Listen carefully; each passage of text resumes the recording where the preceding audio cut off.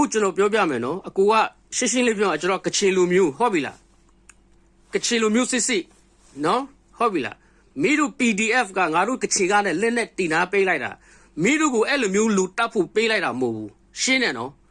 ရှင်းလား PDF ကလူတွေလူမဆိုင်တဲ့လူကိုတပ်ဖြတ်ဖို့ကချင်ပြည်နယ်လက်နဲ့ကင်တွေကခင်ဗျားတို့တင်နာပေးလိုက်တာမဟုတ်ဘူးဟုတ်ပြီလားနော်အဲ့ PDF မှတ်ထားမင်းတို့ကောင်လေဟုတ်ပြီလားမင်းတို့ကမင်းတို့တတ်နေတဲ့ဟာမင်းတို့ဗမာလူမျိုးတို့ချစ်ချစ်တတ်နေတာဟုတ်ပြီလားကိုအမျိုးမှမသိကိုမိဘမှမသိကိုဆွေမျိုးမှမသိကိုဆရာမမသိကိုရွာသားမမသိကိုနိုင်ငံသားမမသိတပ်ဖြတ်နေတာမင်းတို့ကောင်လေငါနော်ဟုတ်ပြီလားကြက်မှတ်ထားဟုတ်ပြီလားနော်မင်းတို့ကောင်လေဟုတ်လားနော်အကုန်လုံးကိုမပြောဘူးအခုလိုအဲ့လိုမျိုးလူမဆန်ဆိုရုပ်မှာကောက်ကြည့်စီးလေးပြီးမှဖုတ်စိတ်ဝင်နေတဲ့လူတွေကိုပြောတာနော်အဲ့လောက်ပဲပြောချင်တယ်နော် PDF ကားကောင်တွေဟုတ်ပြီလားဒါပဲနော်